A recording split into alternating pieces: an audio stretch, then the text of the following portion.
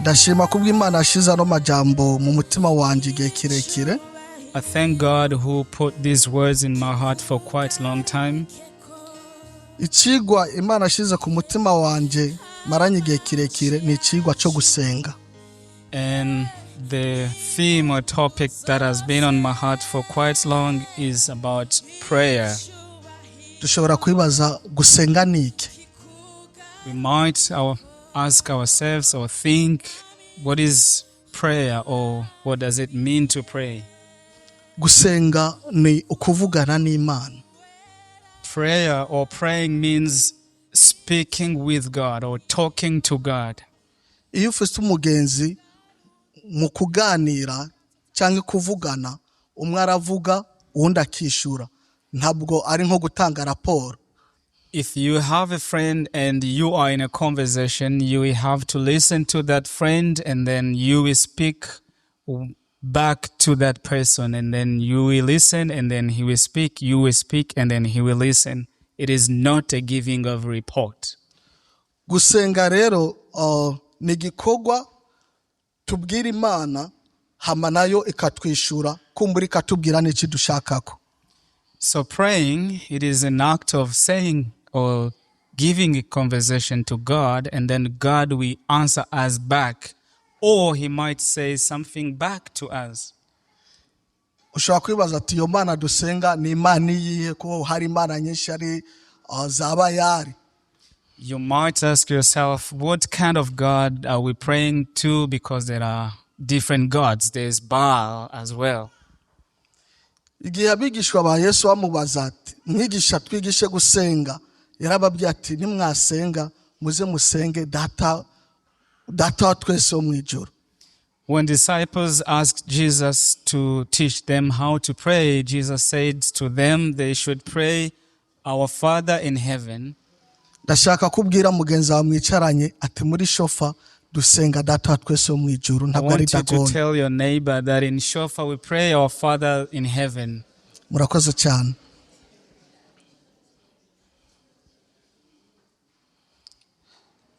So gusenga ku kigo cyacu cyo gusenga turabira hamwe isengesho rya Yeremiya. So today in our theme of prayer, we will look at Jeremiah's prayer. Iri ni isengesho, ni isezerano Imana yahaye umuvugishwa wayo Jeremiah. This is the promise God gave to his servant Jeremiah. Icyo gihe ubwoko bw'Abisirayeli bari mu bibazo. The people of Israel in this time of Jeremiah were in difficult moment. Bari mu bibazo kuko basenga ibigirwamana, Imana nayo ihagurutsa Yeremiya nk'umuvugishwa wayo. In this time of Jeremiah, people were idolaters, and then God raised up Jeremiah. Iki gihe ni gihe Yeremiya yari mu bohero, yaraboshwe. In this time, Jeremiah was in the exile. He was jailed. Kandi yaraboshwe n'abakuru b'amasengero kubwo ivyo yavugishwa babifata nk'ibinyoma. And he was, in a condition or in a situation where people were coming against the prophecies of God. Imana rero izana isezerano kuri Yeremiya 33 ku murongo wa 3. And God spoke to Jeremiah in Jeremiah 33 verse 3.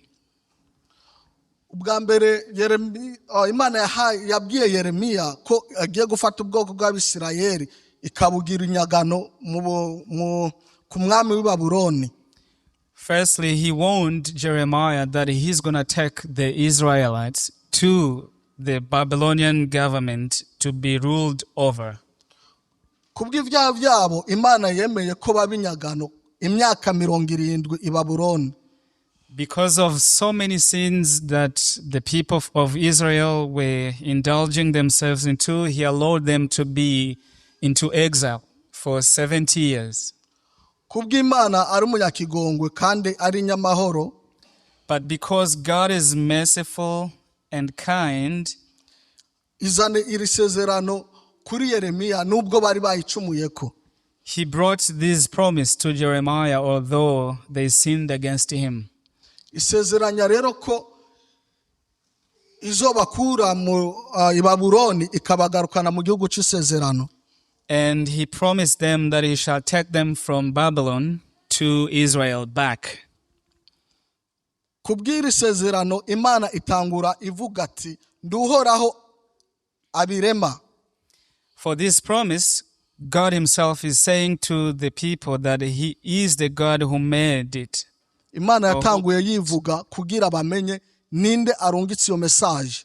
He started speaking of himself about who is sending that message to Jeremiah. Aravuga ati uhoraho abirema kandi abikomeza. He says, thus says the Lord who made the earth, the Lord who formed it to establish it. Ico gihe hari imana zitandukanye, hari ibigirwamana za Dagoni n'izindi. In this moment of Jeremiah, people were worshipping idols. There was Baal and there was Dagon. Ariko Imana yashatse ko iyi message bose bamenya ni ivuye kwande. But God intended this message to be heard who it comes from. Imana rero kubw'iryo sezerano iravuga ati, and God for this promise, he said, mpamagara nanje ndakwitaba. Call to me and I will answer you. Nkwereke ibihambaye. And I will tell you great n'ivyikinze and hidden things ivyo utari bwamenye. That you have not known. Imana kubwo bari bafise ibigirwamana kandi bizera, ariko Imana yashatse kubereka ni gute Imana ibitayeho nubwo bari bacumuye bakava ku Mana. God wanted to tell the people of Israel that however they sinned against him, he is still caring, he is still careful, and then he wants to rescue them.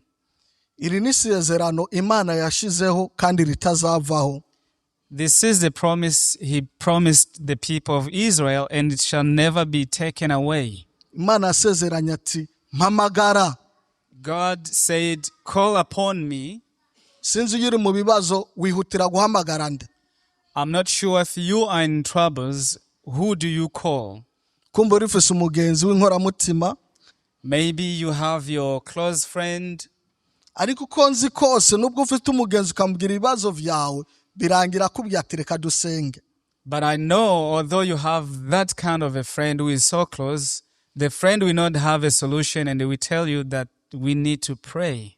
Kubw'ivyo rero Imana irindiye kuyihamagara. So God is waiting for you to call upon him. Iri sezerano Imana ntiyaritanze ngo nuko bayihamagaye. God did not give out this promise because they really called upon him. Ariko Imana yatanze iri sezerano nubwo bari abanyavyaha. But God still gave this promise although they were still sinners. Kubw'ivyo dufise ibibazo nta wundi wo guhamagara atari Imana. So when we are really troubled, there's nobody we need to call upon. We need to call upon God. Ya Mana yatanga rino sezerano. The God who really gave out this promise. Hamwe yavuga ati ndi Imana ibirema. The God who said, I'm the one who formed it to establish it. Kanda akabikomeza. The God who really establishes it. Ntabwo ari Bayali. He is not Baal. Ntabwo ari Dagon. He is not Dagon. Ntabwo ari ya Mana y'Abahindi. He is not the Indian God. Ariko nuhoraho Imana. But he is the everlasting God. Kubw'ivyo turashobora kwibaza ati ni kubera iki dusenga? And now you might ask yourself, why do we pray? Why do we need to pray? Ico kibazo twese hora kidushikira. I think we all have such a kind of question. Akarorero dufise nuko Yesu Kristo n'ubumana bwiwe. The example we have, even Jesus himself being God, ubuzima bwiwe bwose yabaye aha kwisi. His whole life on earth, yabubaye yasenga. he spent it praying. Niko karorero dufise k'umuntu nubwo yari afite ubumana yaduha karorero ko dukwiye kwama dusenga. Jesus himself is such a good example of how and why we should be such praying people. Dusenga kugira ntituje mu mosha mabi. We pray so that we cannot be into temptation. Yesu avuye gusenga i Getsemani yasanze abigishwa biwe basinziriye. Jesus, after leaving Gethsemane to pray, he found his disciples asleep. Muri Matayo 26 ku murongo wa 44 niho avuga ano majambo. And then he said these words to them, Matthew 26:44.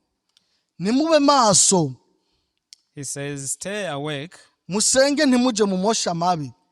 Pray unceasingly so you don't get into temptation. Dusenga kugira turonke inkomezi. We pray so we can be strengthened, so we can be strong. Ntibivuze ko iyo dusenga ngo nitwoja mu bigeragezo. It doesn't mean when we pray we cannot be tempted or fall into temptation. Ariko iyo dusenga nubwo tuja mu bigeragezo turonka kunesha ko Yesu Kristo yanesheje. But when we pray, although we are tempted, we become victorious because Christ is the one that came out victorious for us. Hallelujah. Amen. Yesu yamaze amajoro n'imisi 40 asenga. Jesus spent days and 40 nights and 40 days praying. Ariko nicabuje ko Satana muzako akamugerageza. But still we see the devil coming to him and started tempting him. Nubona ibigeragezo ntugacike intege. So if you find yourself into troubles, don't feel discouraged. Iyo dusenga rero, so when we pray, duhamagara Imana kugira iduhe kunesha. We are calling upon God so he can give us the power to overcome. Hari igihe dusenga tukumva umengo hari ivyo twibagiye gusenga mu gihe tuba twahejeje gusenga. And sometimes we pray and we realize there are some of the things we didn't pray to God. Ariko kumva umengo ati iyo mvuga kano kantu umengo karatwika. And you realize if I were to say like this thing to God, I should have impressed God. Ukumva umengo iyo hari akajambo iyo kavuga Imana ari kukumva cyane gose gusumba kubutakavuze. And you realize if I were to say this beautiful word, it would sound better and God would just be impressed and answer me. Ariko nagomba ndakumenyeshe ko Imana ntabwo isigwa inkore ku maso. Aka kantu karanani. Muchongeza ntako dufise anyway. All right. So God can never be fooled. Nagatoe. Imana ntabwo ikwishura ngo nuko avuze amajambo meza kuyiresha. God will never answer you because he's been impressed by your words. Nubwo ugomba ugahitana papa president akaja kuvugira ijambo ku Mana suko yo kwishura. Although you might take Papa President to go to God and say very good words, he's good at speaking some good words. It can't work. Ni mu bashingana dukunda kandi abishoboye cyane. He is such a gentleman and we love him. Ariko nubwo ugenda imbere y'Imana uvuga amajambo menshi, so Imana yoca yihutira kukwishura. But even though you can go to God speaking so many words, it is not going to cause him to answer you. Ariko humura. Paulo hari icyo twibutsa hano. But be chilled. Paul has something to say about it. Mu Baroma 8:26-27 niho abivuga neza. In Romans 8:26-27, atwibutsa igikorwa cya Mpwemu Yera. He reminds us of the work of the Holy Spirit in our life. Imana irazi ko dufise intege nke. God knows that we have some weaknesses. Niyo mpamvu Mpwemu Yera adufasha kugira mu ntege nke zacu Imana yumve ivyo dusenga. That's why the Holy Spirit in our weaknesses, he helps us what we should pray. Kuko Mpwemu Yera niwe asengera abera. Because the Holy Spirit intercedes for the saints. Mpwemu Yera niwe amenya ikiri ku mutima w'Imana. The Holy Spirit knows what is the will of God. Ntabwo ari ayo majambo yawe uba wavuze. It is not your sweet words. Be nimba ari amajambo yawe uba wavuze bugikiragi gishikana isengesho ryacu ku Mana gute. If it's about words, think about of a deaf person. ariko umutima uravuga gusumba uko akanwa kacu kavuga. But our heart speaks better than our mouths. Imana rero ibikeneye kiri mu mutima wawe sajya amajambo yawe uba wavuze. So God is really wanting something from our hearts, not only our words. Nkuko yavuze ati nimwandondeza n'umutima wanyu wose. As he said in his word, if you diligently seek for me, nanje muzombona. you will find me. Si kubera amajambo tuvuga, It is not because of our words we say. mwibutse ko Imana yacu ni Imana y'isezerano. And I want to remind you that our God is a God of covenant. Nimba hari icyo yasezeranye kuri twebwe ntaho uzova kidashitse. If he has promised something with us, there is no way this is going to go in vain. Wibaze ivyo yasezeranye Aburahamu n'imyaka yari haciye. Think about what he promised Abraham after so many years. Nimba Imana yaravuze ati nzokurinda vy'ukuri zokurinda. If he promised you that he will protect you, he shall for sure protect you. Iri sezerano Imana yazanye kuri Yeremiya suko bari bagororotse. This promise he brought to Jeremiah was not because they were that holy. Washima bisengera ibigirwamana. They were still idolaters. Ariko iyo Mana idukunda nubwo turi abanyavyaha ni Imana nyabaki. But what kind of a God who still loves us even though we are sinners? Ni Imana data wa twese. He is the Lord God, our God. Iyo mvuze Imana data wa twese hari ikintu ca nibuka. If I say the Lord God, our God, there is something I'm reminded of. Ndibuka madame wanje nkimuresha. I remember when I was still dating my wife now, Ikintu cyonyene yasavye ni kimwe. the only thing she asked me of or requested, Yarambajije ati uzombera papa. she asked me, will you be my father? Jewe ubwanje grand frère abizi ntabwo nakuze mbona papa around. I myself grew up without seeing my father around. Naribaza nti ni gute nzoba papa wundi muntu nanje ata papa nigeze mbona. So I was thinking, how am I going to be a father of someone yet I've never seen my father before? Ariko ndatangaza ukuntu Imana yambereye data nanje nkashobora kuba data w'umwana wanje. Amen. But I'm so amazed at how God has been my father and I can be the father to my wife and my child. Kubw'ivyo umugore wanje namwemerera ati yes I will. For that reason, naciye ndamwemerera ati je nzokubera papa. Ariko reka mumenyesha ati hariho data wa twese wo mw'ijuru. But I want to tell her that there is the father in heaven. Nubwo ntoba mwiza ariko hariho data wa twese wo mw'ijuru. Though I cannot be a good father, we have a father in heaven. Suko ngo turi beza, suko tuba tugororotse, ariko Imana yamari data. It is not because we are good people, we are perfect, but God is still our father. Yohana niwe abitwibutsa neza, ariko abamwakiriye bose. John reminds us that whosoever that Kuba received him, waramwakiriye uri umwana w'Imana. if you have received him, you are already a child of God.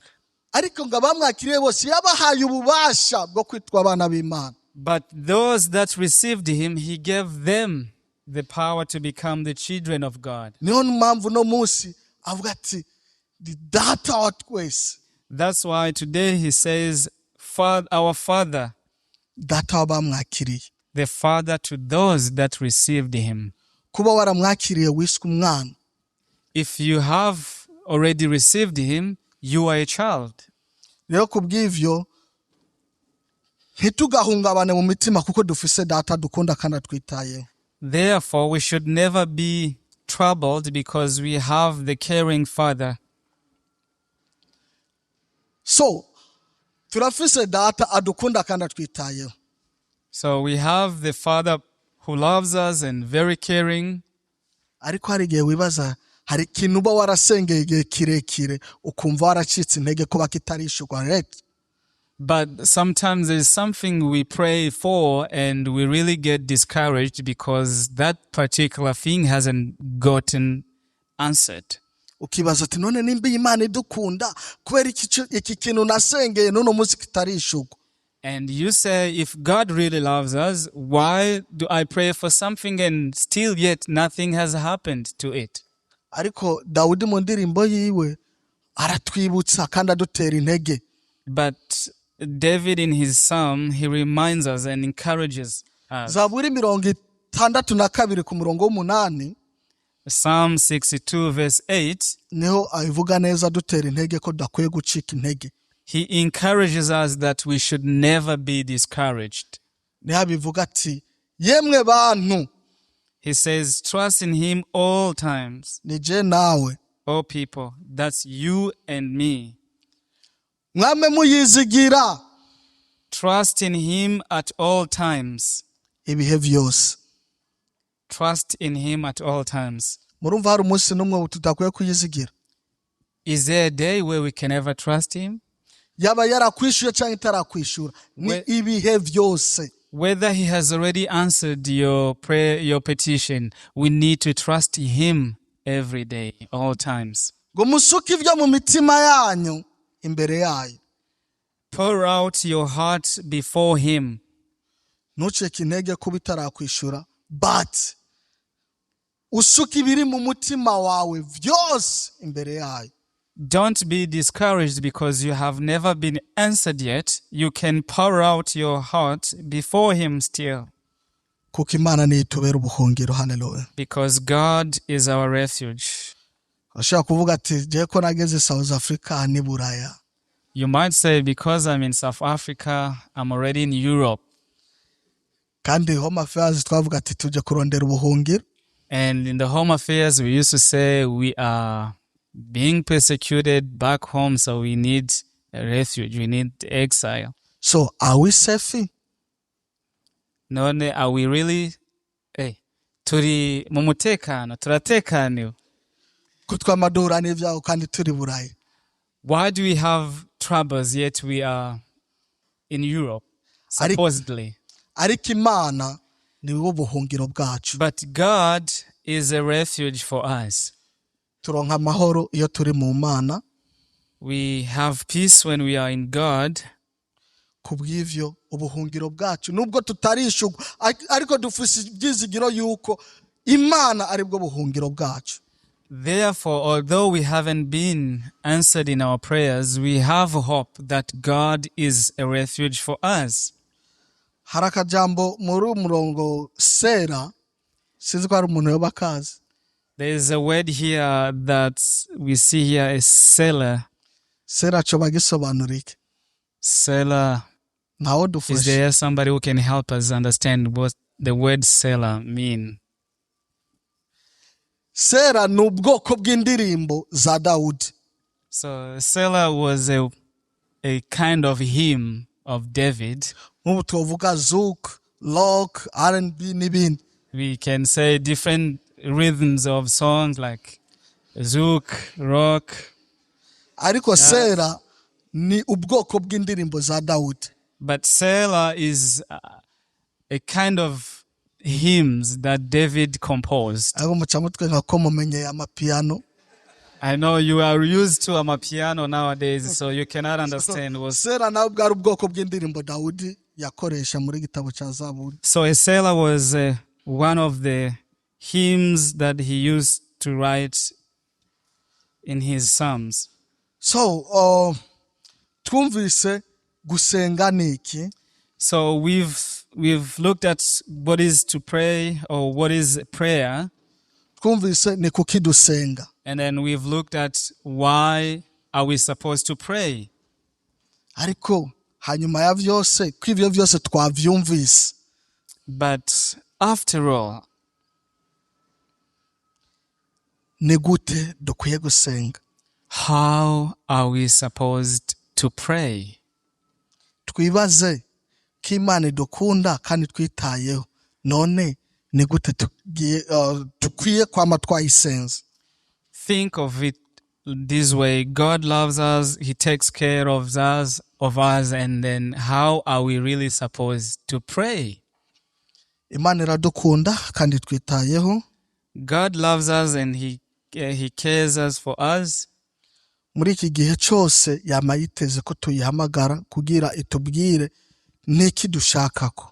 In all of these times, he's waiting for us so he can reveal his will to us.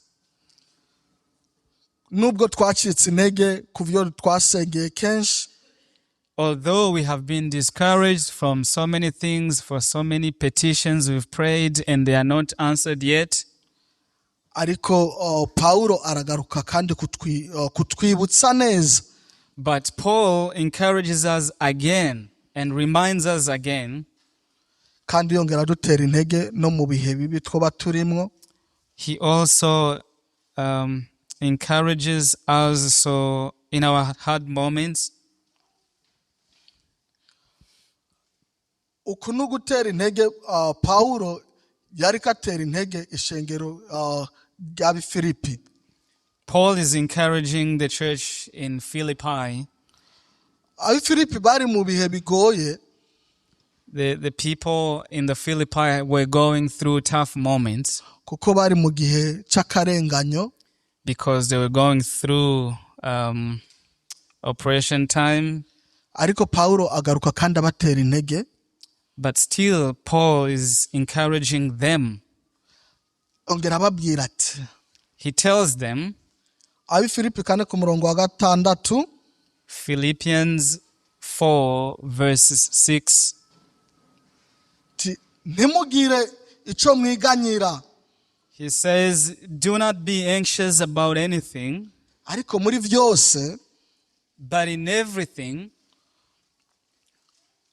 byose mugomba but in everything bimenyeshwa Imana. Hallelujah. by prayer, Mu gusenga in prayer no mu kwinginga and supplication bifatanye no gukenguruka.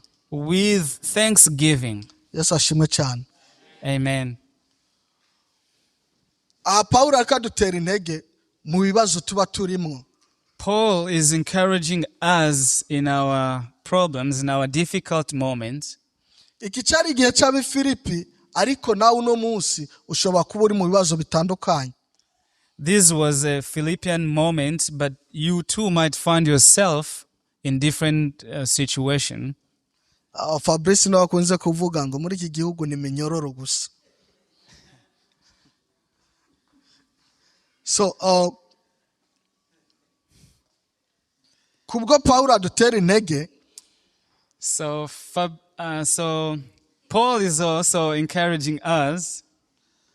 dufise byinshi bitubabaza muri kino gihugu. We have so many things we are anxious about. Dufise imiryango twasize i Burundi kandi itwizeye ko byinshi.